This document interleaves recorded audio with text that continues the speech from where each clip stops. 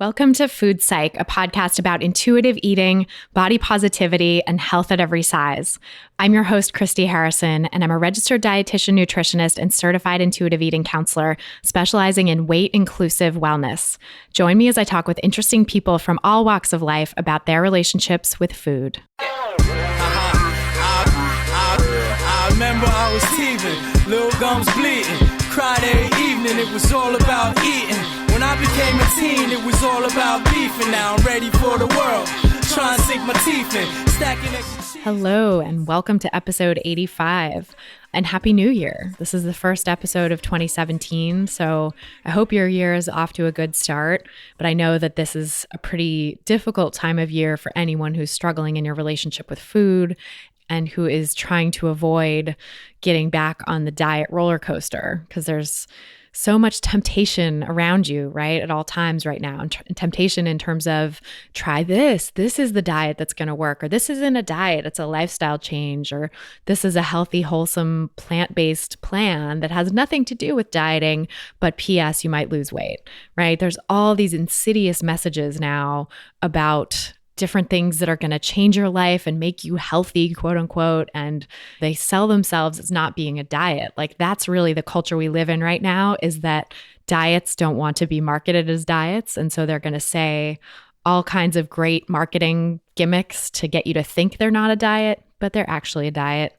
Anything, like my guest Rachel Cole said a few weeks ago, anything that tells you what to eat, when to eat, or how much to eat is a diet, right? So just keep that in mind whenever you see things about new eating plans or ways of eating. I think that's a good guide to keep with you in this new year. And I wanted to bring you today's episode because I think it's got some great information about staying strong in the anti-diet movement. My guest is Anne-Sophie Reinhardt, who is an anti-diet coach, and she has her own journey with body image and a disordered relationship with food that she's going to share with you all in just a moment. And it's a really great, powerful story. So I can't wait for you to hear it. Before we get into that, we are sponsored today by my intuitive eating online course, which you can find at christyharrison.com/course. And now is a really good time to join the course because right now you're really inundated with pro-diet messages, right? And it can be difficult to hold on to your resolve to not diet and to not get sucked back into disordered eating practices. So the intuitive eating online course is a great way to join a community of people who are on the same journey with you and to get lots of great tools and resources to help you with that journey so you can finally make peace with food in 2017. So my goal is to, throw out the usual New Year's resolutions, right, that people make about wanting to lose weight or quote unquote get healthy, which oftentimes covers for wanting to lose weight, right, or wanting to change your body. So none of that, right, but make 2017 the year of the anti-diet, the year when you finally embrace an anti-diet philosophy and learn how to treat yourself well and with kindness, right? And practice self-care through food and nourishment and nurturing through food and physical activity rather than punishing yourself with those things. Because who wants that, right? It's no fun. So if you want to join the course and join a really cool community of people who are doing this and who are there to support you in this anti-diet practice, plus tons of guidance from me as well throughout the course, you can go to christyharrison.com/course to learn more and sign up today. Another cool resource I want to share is my quiz to assess your relationship with food. So if you've wondered if your relationship with food is healthy or what might be the areas you need to work on, you can take this quiz to get your results delivered instantly via email. And it also includes lots of individualized tips to help you make peace with food wherever you are. So whatever you say in the quiz, there's some tips that come back to you for addressing those particular areas that you need to work on. So you can find the quiz and take it and learn more about your relationship with food at christyharrison.com/quiz. That's christyharrison.com/quiz. And then finally, if you like the podcast and if it's brought you value and helped you in your relationship with food, then please leave a positive rating and review on iTunes. That really helps us out. It helps the podcast climb in the ratings, but it also helps other people get these body positive messages they need to hear, because the more visible we are and the more we come up in search results in iTunes, the more other people can find these body positive messages when they need them. So if they're searching for things like anti-diet or intuitive eating or health at every size or body positivity, or even, something random like elimination diets, right? If they're considering going on some sort of crazy cleanse, my podcast actually comes up in search results for those things because we've addressed those topics now in, 80 some odd episodes in the past. And whenever we get more positive ratings, it just brings us up higher in those search results so that people can find us when they need us most. So if you want to leave a rating and review, go to iTunes, either on your computer or the podcast app on your phone. It's that little purple app, and search for Food Psych in the search bar. So for some reason, you can't leave a review just from where you're subscribed to the podcast. Like, you have to search for it in the search bar and then click on the result that comes up under podcasts, and then click on the tab that says ratings and reviews. And that's where you can leave your nice rating and review, little 5-star rating if you like, and tell us what you like about the podcast. So that really helps other people find the body positive message and kind of pays it forward if you've gotten something out of the podcast. So now, without any further ado, let's go talk to Anne-Sophie Reinhardt. I spoke with her via Skype from her home in Germany. So tell me about your relationship with food growing up. So the first memory I have when it comes to me and food is we always went on vacation in the south of France. And so we were camping, we had these little trailers, and we would spend our days at the beach, like 3 minutes from our trailers, right? And my family would have a big breakfast, and then we would just go to the beach and be there, for hours and hours. And I was the only one who at lunchtime would cry and scream. And I was like, I'm starving, which I couldn't have been. I couldn't have been starving, obviously. We had had a big breakfast, but there was something in me that I needed to eat at lunchtime, right? There was like some kind of rule. And I was maybe 5-6 years old. So this is a memory I have. I wasn't hungry, but I knew I needed to eat because it was lunchtime. And so I don't know why I remember this, but it's just been in my brain for so many years, because it just marks, like, it's a milestone for me knowing that food was not, even when I was growing up, something that was easy. It was not something that I just did. There were always rules and some kind of, I needed to have lunch, I needed to have breakfast, I needed to have dinner. Like, I needed to have these things. I couldn't skip them, otherwise something bad was going to happen, or, I would maybe be hungrier before dinner when everyone else was not hungry yet, or some of these things. But there was always an aspect of unease when it comes to my relationship with food. And so that's kind of the beginning. Where do you think that came from? What sort of prompted you to relate to food in that way? I don't know why food, obviously, but, I was always a very anxious child. Like, I was very clingy to my mom. I was scared of everything and everyone. I had a very abusive brother, like mentally abusive, physically abusive. And I think that my way of dealing with all of that was structure, rules, and the focus on, what I could control, which was food. And I didn't, back at that time, it wasn't a conscious thought. That happened later. But I going back and just analyzing it, I think that's what I did. And that is why food was so important to me, because it was external. It was something that I was more, my brother was older. So, I was more powerful than food, or, I was like, I am able to control that.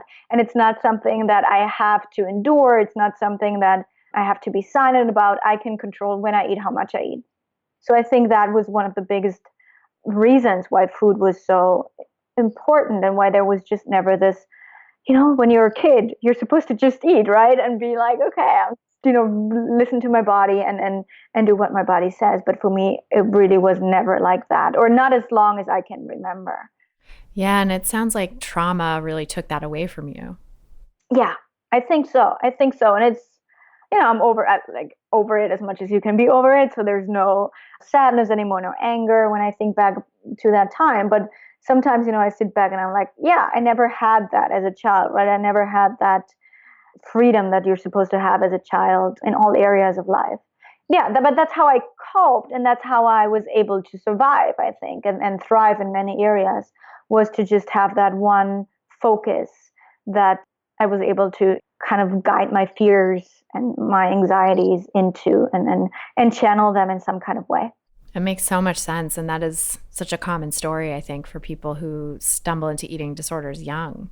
Yeah, there's always some kind of trauma or some kind of abuse in whatever shape or form there is. Yeah. Yeah. And sort of looking to something to cope with it, because at that age, you don't really know how to distinguish coping mechanisms, what's a healthy coping mechanism, what's not. And also the healthy coping mechanisms may not even be available to you. So like food is sort of an easy and readily available way to control it, actually. Absolutely. And, for me, it was also like my environment was not reacting to, it's like, and I'm sorry I have to be current about this, but in the US you have Trump right now, right? You have the presidential race. And it's like I've been so triggered with his behavior when it comes to women, right? And how he views women, and how people around him apologize for him, right? And just are like, all right, yeah. It's just talk. So that's kind of what it was for me growing up. It was not sexual. There was no sexual abuse in that way, but it was, very strongly physical and mental. And there was always an aspect of, well, he's just playing, right? Or he doesn't really mean it, or it's not that bad. And so, all these things. And that for me was like, I couldn't even get the help I needed at the time from the adults around me. And really, it sounds, for me, when I think back, it's really weird, but food gave me that, right? It gave me that peace. It gave me that control, but it also gave me that thing I was able to obsess about in order to not have to think about how lonely I felt and how scared I was, and how I felt abandoned by everyone, right? Because I was just like, it was me against everyone. So that really was how I dealt with life at that point. Yeah, it makes so much sense. Food can play so many of those different functions. Mm-hmm. Oh, yeah. And so, yeah, how did that evolve over time as you grew up? So I grew into a little bit of a chubby child, which I was always told. And then around 9 or 10, when I was 9 or 10 years old, my best friend's mom told me that, we had to weigh ourselves in school. I don't know if they're still doing that, but in front of the entire class. And so I remember my weight back then, and I told it to my best friend's mom, and she was like, "Oh my God, that's like only such and such pounds less than I weigh." Aww. And I'm like, 25 years older or whatever. And that was so deeply shaming to me, and that I was not in categories it would be obese or anything like that. I was not like any of that at all. I was a normal child. When I look back now, I had a normal body, right? I was a normal, healthy, young girl. Right. Like BMI wise, you were not outside the normal category with all the flaws that BMI has. But yeah, exactly. I know. And that's such an interesting thing about childhood chubbiness, that I hear so many people say that they were labeled as chubby or fat and they were told to lose weight, or they thought they needed to lose weight. And then looking back, they weren't actually even in the category that would be labeled as fat. It's like they weren't even close to being what they perceived. And it sounds like that's your experience for sure, or what other people perceived of you too. Yeah, and it was just so grotesque. And so, why would she compare herself to me? And, she's a very thin woman, and still to this day. So for someone who had always had that issue with food in some way, it was just like, yeah, that was what I needed to start a diet, like a real diet. And that's what I did pretty much right away. And then, I stopped eating at certain times, and I stopped eating certain things, and I started to exercise a lot, and lost weight pretty quickly, because I was when I wanted something, I got it. Like, that's it. I just did it. And then I got all these compliments, right, from everyone. Oh my God, you look great. And I was 10 years old. So it was not like I was 10 years old, but everyone complimented me, and everyone was always, and I hear this to this day, so smitten with my willpower. It was all, you have so much willpower. And how can you sit here at this table and not eat while everyone else is eating? So, it was always about this willpower, which obviously I was miserable inside. It was had nothing to do with willpower. So that's how it started. And then after 3 or 4 years of this dieting, I just slipped into anorexia. And was not diagnosed at this point, but many years later, I was diagnosed with anorexia. And I just ate very, very little, I exercised a lot. I lost my friends. I lost my social life. Was a child who was always creative and adventurous, and was doing things, and I danced and I played the guitar and the piano, and I had all these things, and I stopped doing everything, and the only thing I did was school, not eat, and work out. So that was like my youth, right? My childhood, and then my teenage years, and then it just went up and down. I went the opposite for a while, and just couldn't stop eating. Binged all day, every day for months, and gained a lot of weight in a very short amount of time. And then it went back to me not eating. So, this struggle lasted for about 14 years. Yeah. So it was like my entire youth, right? Those years when you're supposed to have fun, right? And not worry about anything. That was my food struggle. Yeah. And it was, again, I say that, and I'm not sad that I had it anymore. It's not like, obviously, how can you regret that? It just happened. But I'm deeply grateful that I was able to make it through those years with what I have, with the skills that I had to pick up somehow along the way, and that I was able to make it out of this situation with my brother somehow with everything intact. But it was certainly, eating disorders, they grab you, right? And they have you, and it's so hard to get out once you're in there.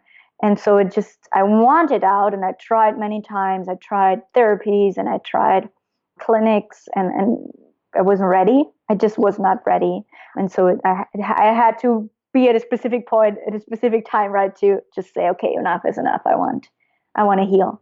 Yeah. Did someone send you to those clinics and therapies, or did you check yourself in because you knew you needed help?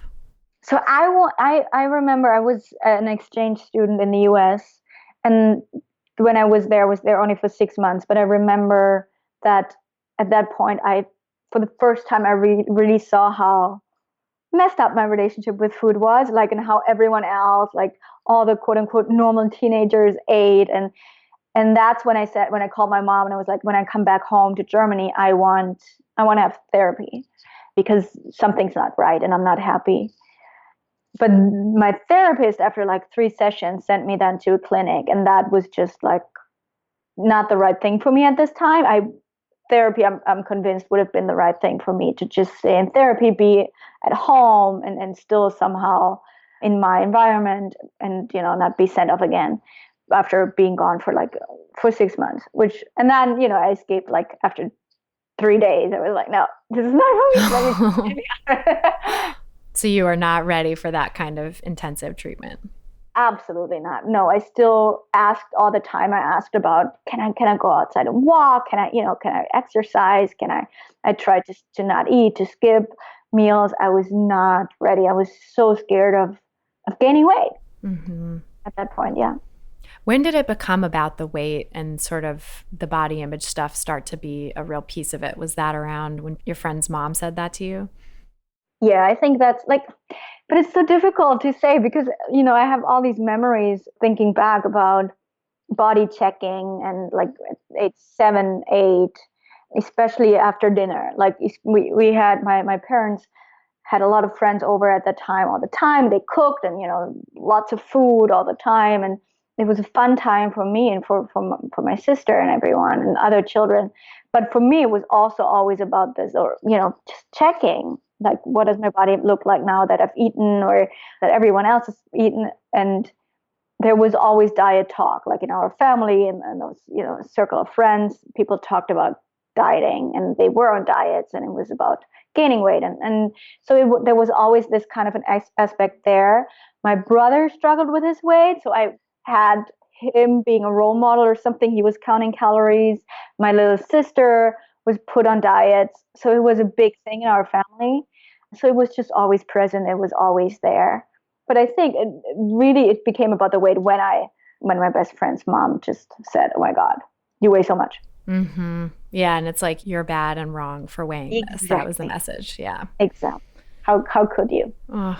So, yeah, of course, when anyone challenges that and says you have to gain weight, and in certain treatment settings, it's also like you have to do it now, Hmm. like that's, I'm sure, provoked a huge resistance and backlash. Absolutely. And for me, back at that time, I realized I had a problem, but I still didn't want to have the problem. Like it still was like, okay, yes, I might have a problem, but it's not actually that bad, right? It's not, I don't have as big of a problem as everyone around me, like the other children, like, or the other teenagers who were at the clinic. Their problems are so much worse. And so there was still this, yeah, something's wrong with me, but it's not, or something's wrong with my behaviors. It's not me, it's my behaviors, but it's not that bad, right? It's not, I can live with it. And it's being thin or having control over my body is more important still. And it's just not as bad as being depressed or borderline or any of these things, right? So I always still saw myself as somehow not that bad, Mm. not that sick.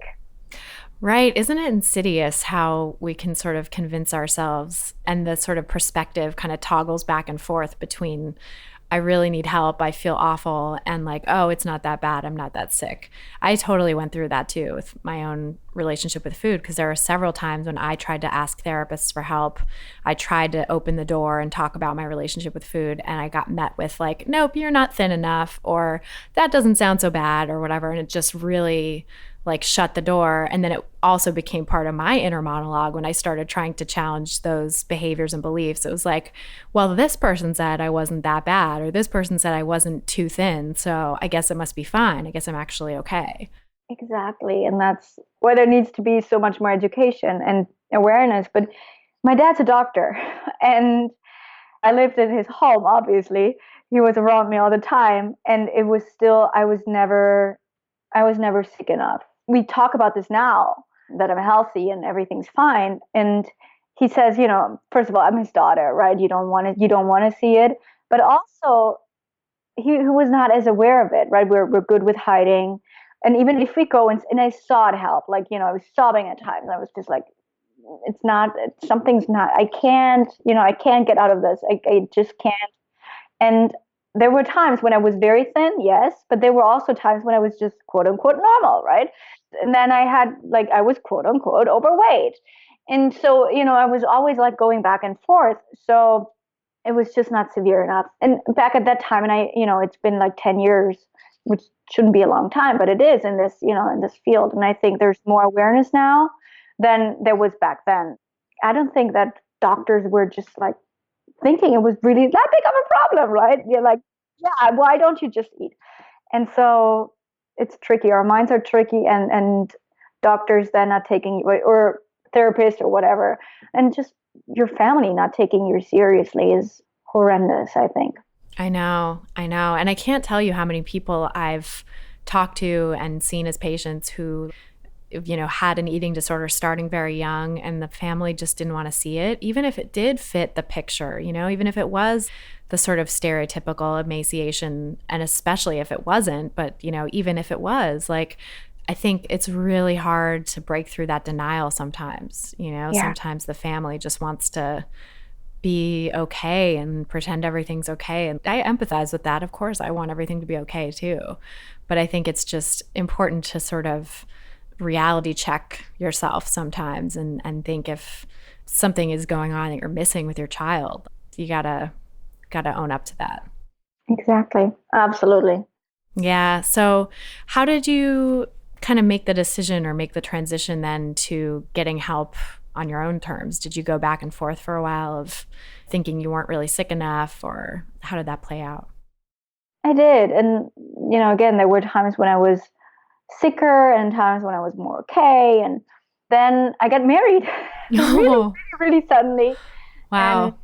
after very short engagement time. And I thought I was very young. I was 22, I think. And I thought, now that I've met my husband, and I know now that I'm married and all of that, I'm in love, he loves me, I love him.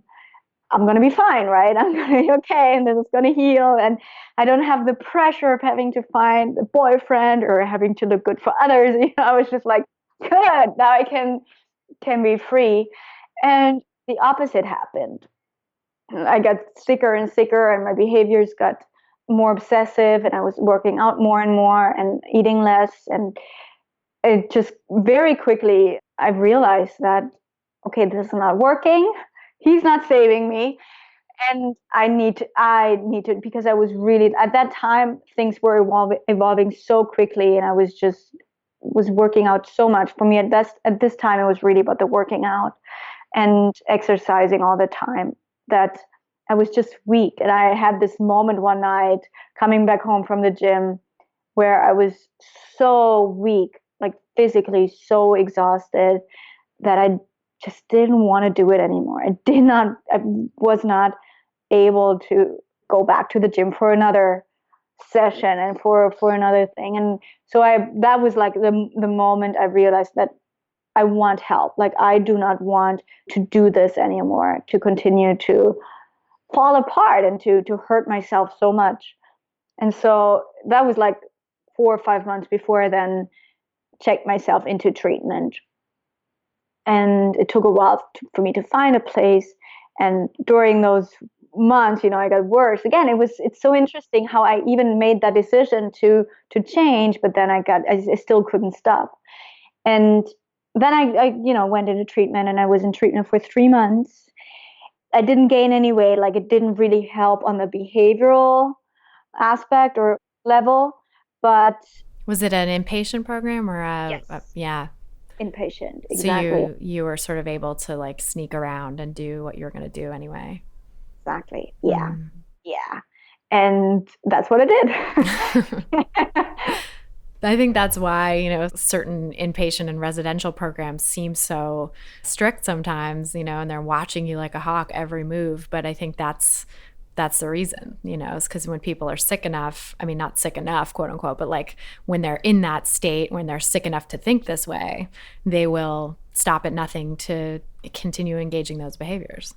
Oh yeah, we do. Mm-hmm. And even though we really, really, we always say, yes, we want this. No, I still worked out, and I still didn't eat. And but what helped me was we had a really intense therapy program, and, we had group therapy. We worked a lot with our body image and awareness. We were cooking together. And, for me, that was really healing. Like, even though I was still scared of the food, I was still scared of gaining weight, but going into therapy and really getting to the roots of this, of my struggle, and just having the support around me, and also being taken seriously. Like, even though I was still lying, or my eating disorder was still lying, but they took me seriously. Like, they took my struggle seriously, and they saw that I was very sick, which at that point I was very, very sick. And I was sick before, right? But at this point, you saw it in my body that I was very sick.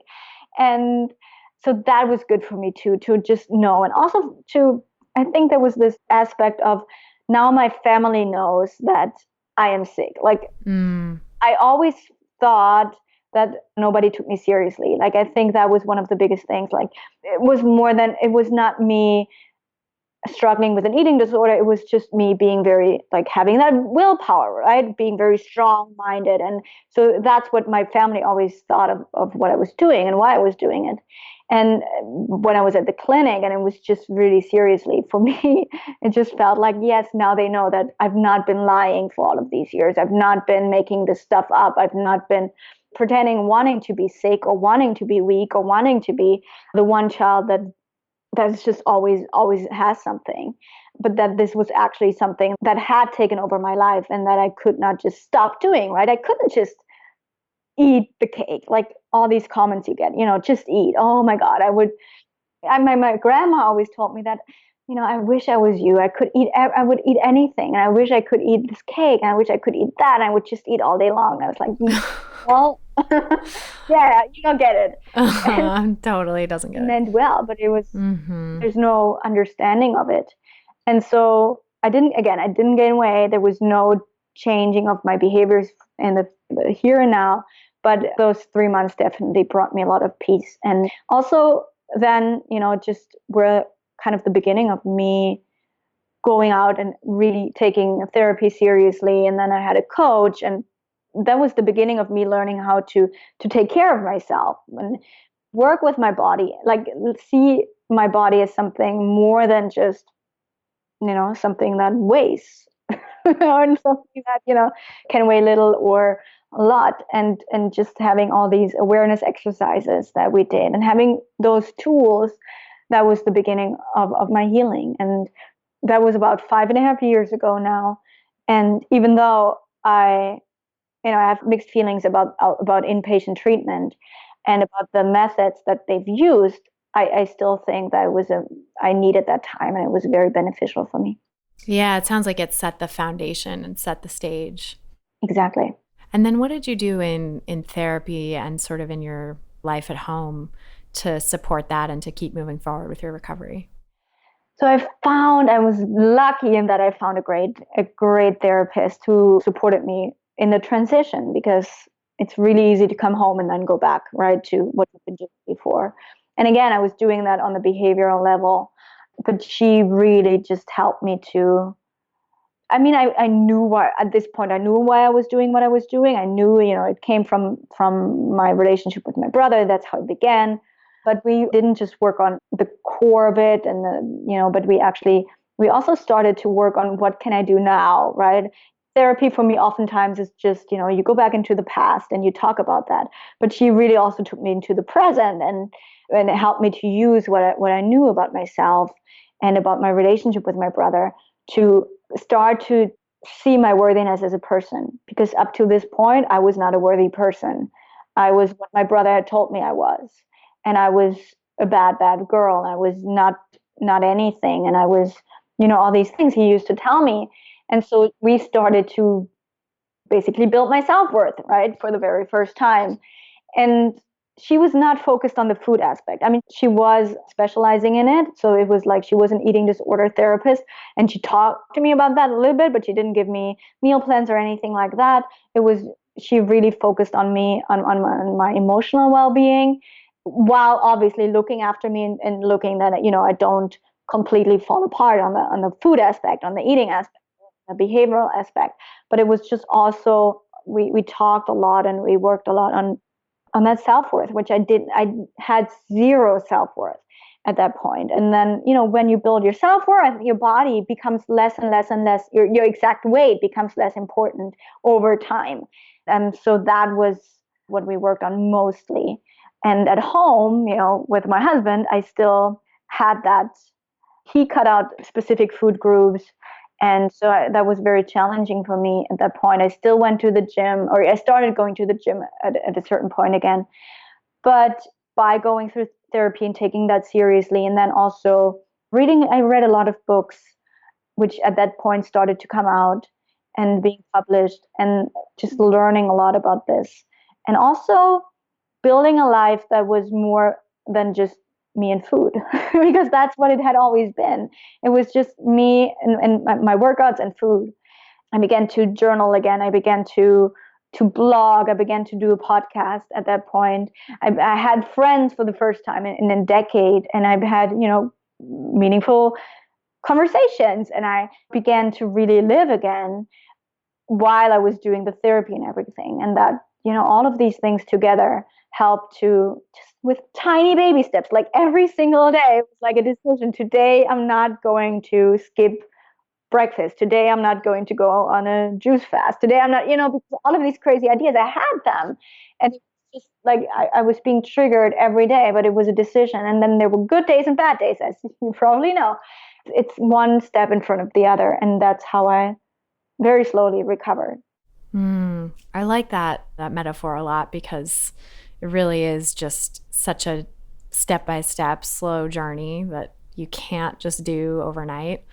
And I think sometimes when I'm speaking on this podcast, with so many years of recovery behind me and talking to people who have years of recovery behind them, the people who hear it might be like, oh, I should just do that, and it's like, it's great to have that inspiration. But I also think people need to know that it is such a slow journey, and you have to kind of just keep putting one foot in front of the other and doing little decisions, because that's like where the rubber meets the road, with recovery. It's like you can sort of think in grand terms about how you want your life to be, and these sort of ideas about giving up the eating disorder and being happy. And I think that's great for like a guiding light and an inspiration to keep moving towards. But if you don't keep also doing those daily practices, you're not going to get there. So it's kind of both. Absolutely, absolutely. And it's when you're in this journey, when you're in the grind of it, it sucks at times. You don't want to do it. You don't want to do it again. You don't, want to face the struggle again. It is a struggle at first. It is, right? It's not an easy thing. It's not an easy decision. The steps are not easy. They don't feel intuitive. It's not intuitive to gain weight. Like, even if you know you need to, even if you know you feel better, even if you know all of these things, it's still, we're being told to always lose weight, right? It's not intuitive. And you have to gain weight. It sucks.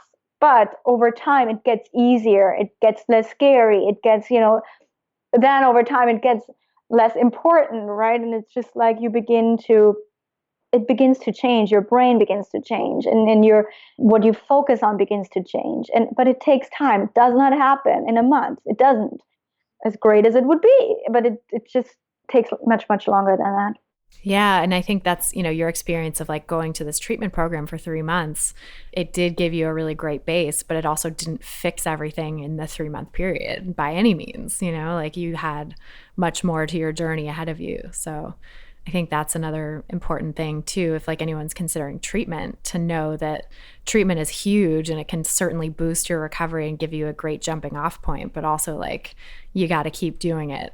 You got to just continue down the road for a long time.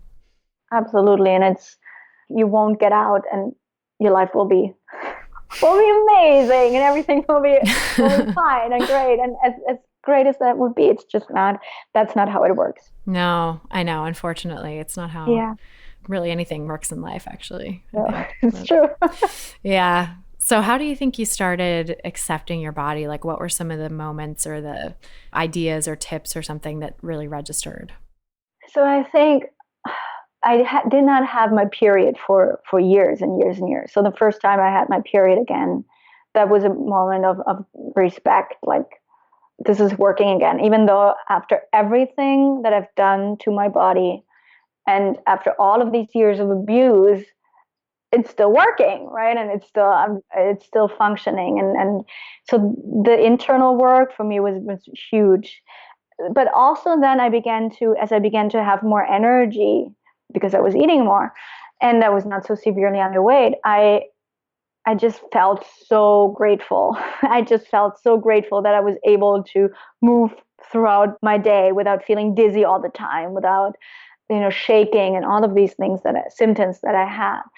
But also, I used journaling a lot at the beginning, and I still do. So I was just really focusing on what my body was able to do. And every day I said, thank you, to my heart, because it's still beating, and thank you to my feet. And just, I felt really silly doing that at the beginning. It was just like, yeah, right. What, I still want to be thin, but it was just like, but that was a practice that I did. And that, because journaling just felt very natural to me, and that I tried to do at least 3 things every single day, to list 3 things that I was so grateful for. And that's what I focused on. I really made it a point of practice of gratitude, and not just a thing that happened here and then. And so that was that. So the internal work. And then, I got pregnant after 2 or 3 years. Like, I was doing very good food wise, eating wise. I didn't have any, eating disorder thoughts, or not, the big eating disorder thoughts anymore. And I got pregnant, and that for me was like the biggest thing ever, because everyone told me that I was not going to have a child, because even though I had my period back and everything, my body was just like so broken, and it happened. So that for me, growing this child, and I always say that obviously not everyone has to get pregnant to appreciate their body, but it's just like, it happened to me, right? It was part of my journey. And growing this child was just, even though I gained a lot of weight and I, again, faced a lot of comments, it didn't matter at all. Like it was just like I am capable of doing this. My body is capable of doing this. And that was looking at my body in a completely different way, right? In a completely different light than, again, just this thing that had to weigh a certain weight or weigh as little as possible. And then, but what I also, when I talk about this now, what I did at the beginning was touch. I touched my body. Like, I was just very intentional about actually feeling my body again. Like what, because, when you're dieting, when you're binge eating, when you're restricting, when you're doing all of these things, you completely lose touch with your body. Your body image is screwed up. You have the distorted body image and everything. And so I began to just be aware of what my body actually felt like. And I just touched my arms and my legs and just touched, like, consciously. What does my skin feel like? Where does my body end? Where does it begin? Because I had no concept of that anymore. And that for me began to heal my body image too. It was just like, creating that intimacy, not just intellectually, but actually also with my senses. That's really nice. And I think sort of parallels with the idea in like mindfulness and self-compassion of gentle touch as being such a huge piece of healing. Like my therapist used to always have me put my hand on my heart and like say things compassionately to myself, or just notice like what was going on with my breath. And I think that was such a powerful practice, and something that I still do, and I want to feel grounded and connected. It's like hand on your heart, Absolutely. That's huge. Yeah. I love that. And it sounds like you really had a moment with your pregnancy, at least, of being aware of your body's greater purpose and allowing those comments to roll off, or those body image concerns to roll off, because you had a sense that your body was doing something really profound. Absolutely. Absolutely. And it was, at the beginning when I found out I was pregnant, there were these thoughts, right? You will gain weight. But it really didn't matter. And I was huge. I was big. I'm a very short person, and I was as short as I was, round. And I was very pregnant. It's what my mom always said. You're just very pregnant. And I was very pregnant. And there was no thought of how will I get the weight off after he's here, my child's here. And that was not an issue. And that for me also was a confirmation of my work, right? The work that I had done for all of these years, that, it actually works. Like if you have a strong body image, and if your body is more than, again, just what it weighs, if that's not the most important thing about your body, then you can get pregnant, you can gain a lot of weight, and you really cannot be faced, or, you can manage it without falling apart or feeling really, really crappy about yourself. And at the beginning of my pregnancy, I ate a lot. Like I was hungry all the time. That was one of the concerns I had, because I felt like, is, my binge eating coming back? Like, because I had struggled with that severely at a point too. And I was just hungry so much.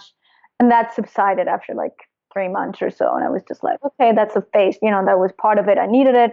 But that was, for me, that was where a little bit of the fear, not because of the weight gain, but because of the behavior, because I thought, am I slipping back into food being so important? Like me not ever feeling like I'm satisfied with anything I ate. But I rolled with it. Like I listened to my body, I rolled with it. I worked on my fears. I acknowledged that I had the fears, and I journaled on it, and I talked about it with my coach. And then I was just like, okay, now it's gone, right? And I'm back to the way it's been before. And so, again, it's just like always using the tools and always trusting your body, like work on body trust, that your body knows what it's doing. And that if we don't interfere all the time, there's, it's not this greater wisdom. Yeah. And I was just going to say, it sounds like it was a really profound practice of trust and just letting be, to say, okay, I have these fears, but I'm going to listen to my body and let it do its thing. And as you suspected, it did normalize, and it did stabilize. And it wasn't you falling back into binging. It was something else, it sounds like. It just was me being hungry. Yep. Exactly. What do you think helped you cultivate that sense of body trust in terms of like, did you read anything or were there any concepts or ideas that kind of clicked for you in that regard? Or was it just that same slow kind of building up of trust? It was the building up. And I think, so back at the beginning, I threw everything I had at, my eating disorder. I was like, okay, I'm just going to try meditation. I'm going to do the journaling. I'm going to do Reiki. I'm going to do everything. And at that point, I had so many tools that I had learned. And I was doing yoga. I was doing so many body positive activities, and I had them in my life, and I had so much support and from people, from Reiki masters, from meditation teachers, from books I read, and from just I also had met a lot of women online who had gone through eating disorders, who were completely healed. So I had a lot of role models, and I just had all of these positive people around me that I was able to not just trust my body, but also trust that my body was not so different from everyone else's body. It's not like you always believe, yes, it can happen to everyone but me. Right. And I was at this point where I was like, no, it happens to everyone and me. And I was just, that happened though, through the constant work on myself. And with all of that, with everything I had, I was just able to say, yeah. And even if I continue to binge, and even if this continues to happen, there is a reason for it. And I might have to dig deeper, and I might have to figure out what is going on inside. And I might have to meditate a little bit more or try some kind of different tool or technique. But there will be a solution, and there will be, if I need to do this now, there is a purpose for it. And so that was a strong belief that I had gained throughout just healing so many different aspects of my struggle, that I was just like, I was so strong in my recovery at this point that it just worked for me. And a year or two before, it might not have, right? I might have completely freaked out. And I actually think 2 years ago it would have been too much. But at this point, I was just down, I had been down this road, and I had been doing this for a while. So it was good timing at this point. Yeah, absolutely. What was it like once your son was born? The best. He was born, and he looked at me, and it was like my dad looked at me. And it was just like, so that was a little bit weird. But after that shock, no, it was great. It was funny though. I was not able to eat for a week. Like I couldn't eat, mentally. I just couldn't eat. I was no appetite. No appetite. And when I ate, I was like, oh God, it feels like I just can't swallow this. And again, that was me, saying, and I was talking with my midwife and, everyone, and it was just like, what's happening? But again, it was a normal reaction that I had. Some people eat a lot. I did not. It was just like the overwhelm from, giving birth and everything that happens with your body, the hormones, everything, that I just couldn't eat. And after a week, it was gone again. Everything was normal. But so that was another transition that was just happened. And it was great having him. I was getting a little bit frustrated with not being able to move as much as I wanted to, because at that point I was back to liking movement and not being obsessed about it. But I was like, okay, let's try this. And everything was very slow. But he taught me so much, and he still teaches me so much about intuitive eating and just listening to your body. And it was just amazing to see that, having learned so much about it, to really see how everything he does and he's been doing is listening to his body, listening to that, and moving, being so joyful when he dances and when he runs, and everything. Learning to walk was just all so much fun, that there's just so much ease. And that's how it should be for all of us, right? Just be this ease and this joy and this fun, and being tired and stopping when you're tired. When he's tired, he doesn't want to eat as much as when he's not. And when he's full. There's no, oh my God, I have to eat this because it's so good. I'm full, so I'm not going to eat anything. Even if you tell me to eat, no, I'm just not. And now I'm hungry, and it's 4 p.m. and we don't eat at 4. So still I'm hungry. Give me some food, right? So it's so amazing to see that. And obviously I'm praying and I'm hoping that he can do that he stays as innocent as he is right now when it comes to this whole body image and food struggle that's out there. Yeah. Well, and it seems like what you went through and your own kind of experience of learning to trust your body again, I'm sure will influence how you help him trust his body. So it seems like you're set up well to encourage that in him going forward. I try, and it's so funny because I was convinced I'd have a daughter. Like I was convinced that this was a girl. I needed to have a girl, and I was gonna have a girl.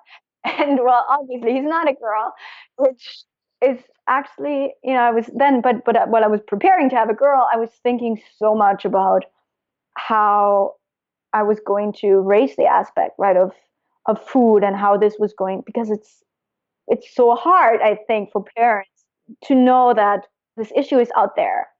Children talk about it. People talk about it. The media, the magazines, everyone talks about diets and macros and protein and this and that, and eat this, don't do that, look like this, look like that.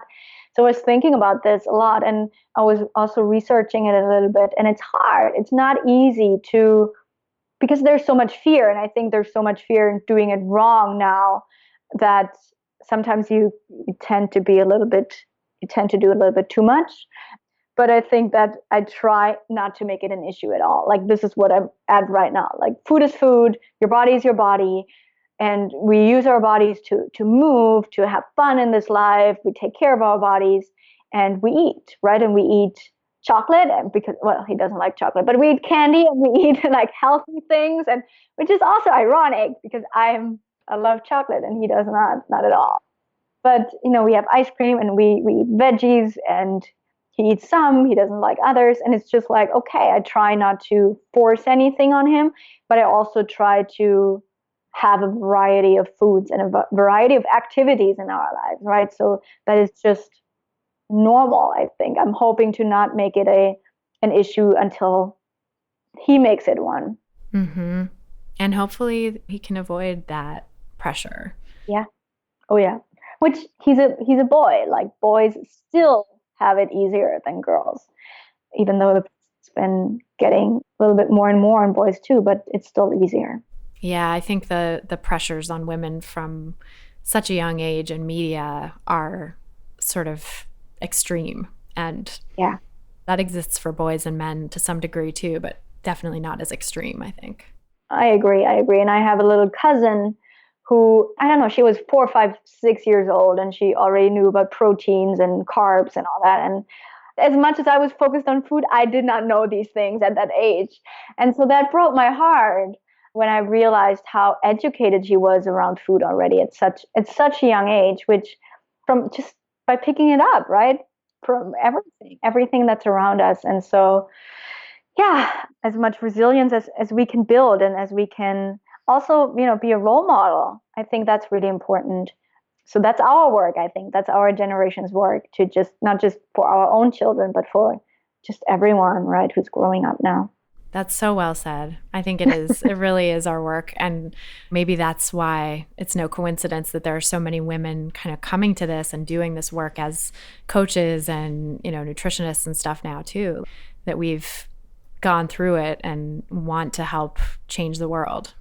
Let's do it. Yes. Yeah, right?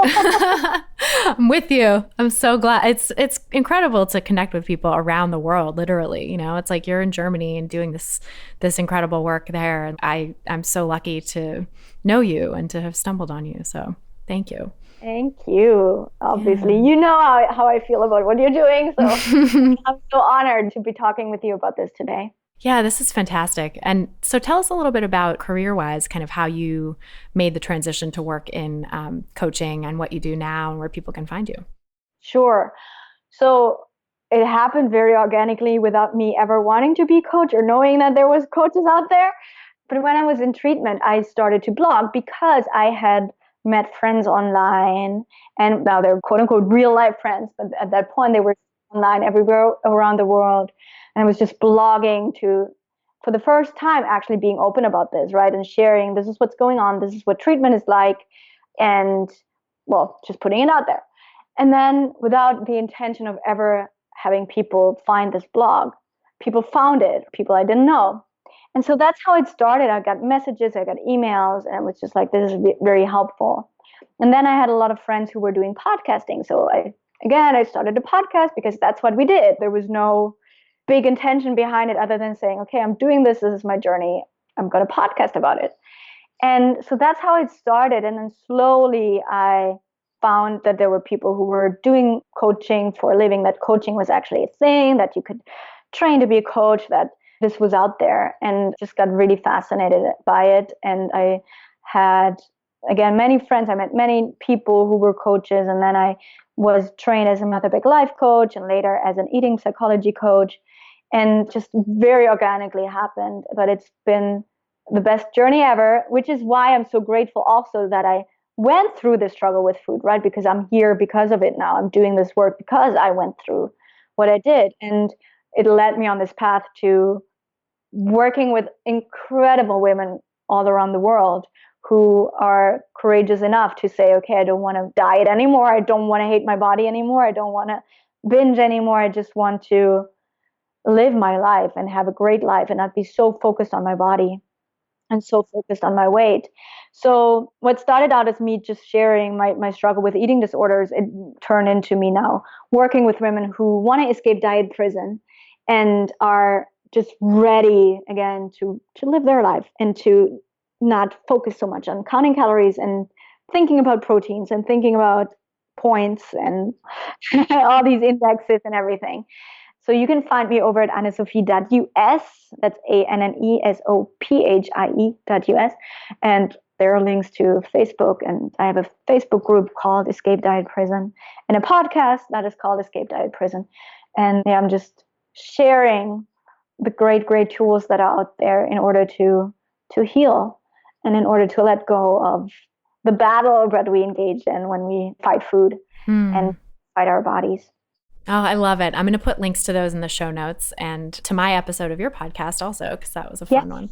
That was a good one. Yeah, I love talking with you for that. So yeah, people who are listening, you can hear part 1 of this conversation by going to that episode.